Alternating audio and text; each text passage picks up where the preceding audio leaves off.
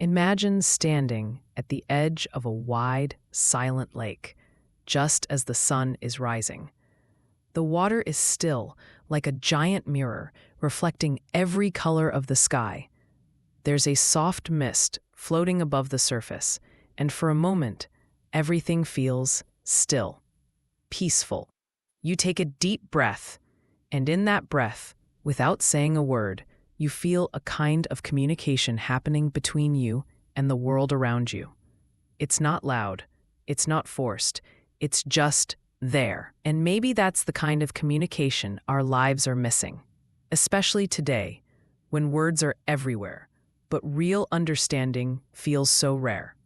Hello, I am Bharat, and welcome to Audiofybooks, where you will find excellent audio summaries of books in a very easy and interesting way. If you want to learn from new books, do subscribe to the channel.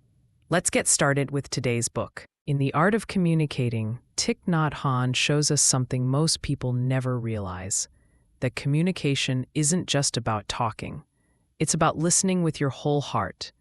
It's about understanding yourself before you try to reach out to others. It's about creating a bridge between two hearts, not just exchanging words between two mouths. And to be honest, once you start seeing communication this way, you realize just how many bridges in your own life might be broken, or maybe were never properly built in the first place. Thich Nhat Hanh starts by reminding us that before we can communicate well with others, we have to come home to ourselves. Sounds simple, right? But think about it. How often do we speak while our mind is somewhere else? We're answering emails in our heads. We're replaying an argument from yesterday. We're worrying about what someone will think. We might be physically present, but emotionally and mentally, we're miles away. And that's the first real tragedy of communication, when not even fully present for it. He teaches that every communication begins with mindful breathing. Just one breath, taken with full awareness, can pull us back into the moment. It's like rebooting your system. You pause, you feel the air enter your body, notice how it fills you with life, and then you let it go. In that tiny moment, you're home again. You're ready to listen.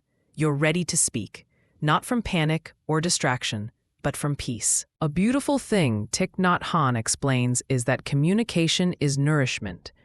Just like food nourishes our body, the conversations we have nourish or harm our soul. And if you think about it, some conversations really do feel like junk food. They're filled with blame, judgment, sarcasm, and negativity. Others, though, feel like a warm meal when you're starving. They're filled with kindness, curiosity, presence. He invites us to ask ourselves, what kind of communication are we feeding ourselves with every day? And just like we choose healthy food, we can also choose healthy words and healthy listening. One of the most powerful practices he shares is deep listening.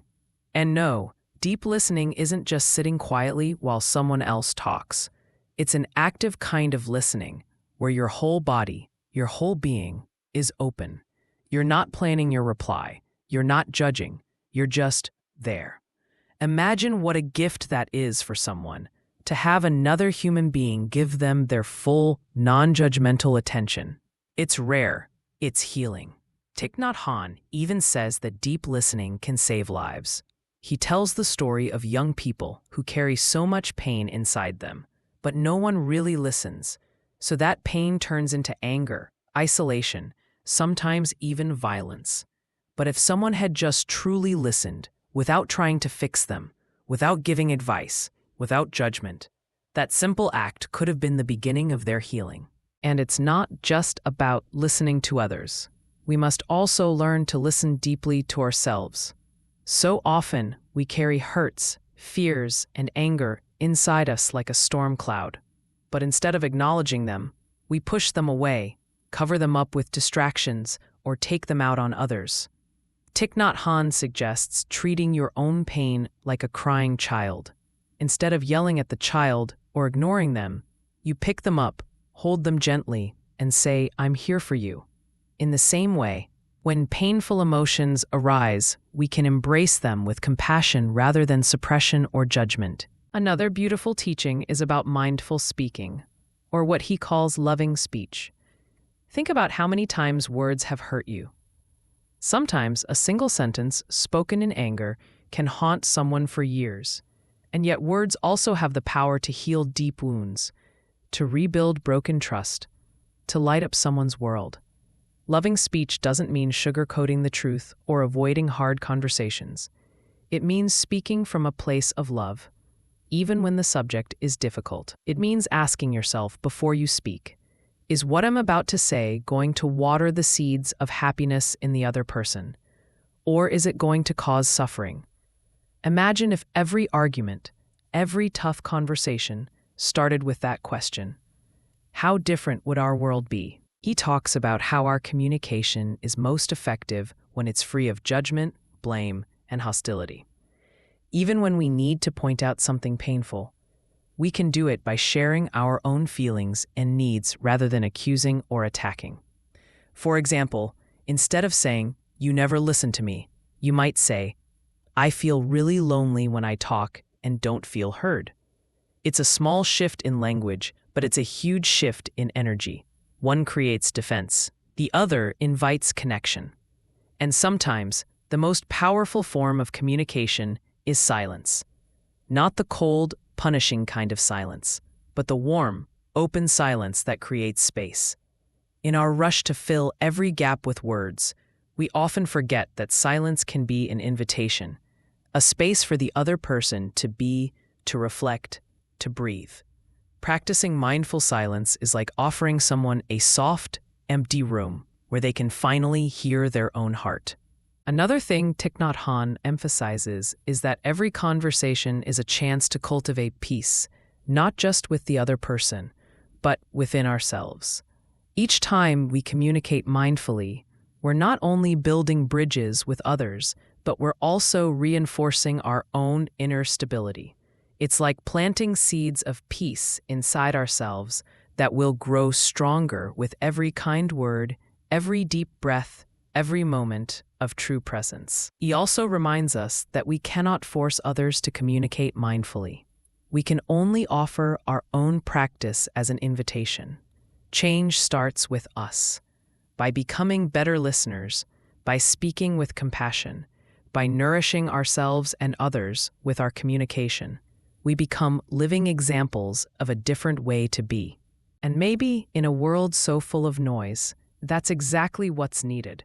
Not louder voices, not sharper arguments, but quieter hearts, deeper listening, softer words that heal rather than harm. As we walk through life, whether it's with our family, our coworkers, our friends, or even strangers, every interaction becomes a chance to either bring more understanding into the world or more misunderstanding.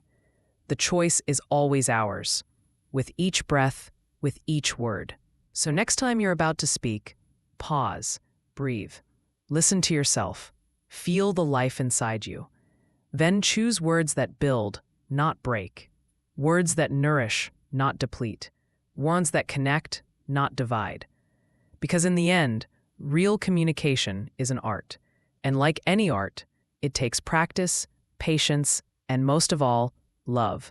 And if you ever forget how powerful your communication can be, just remember that quiet lake at sunrise, the way it spoke to you without a single word. That's the kind of presence you carry within you. And with a little mindfulness, you can bring it into every conversation you have.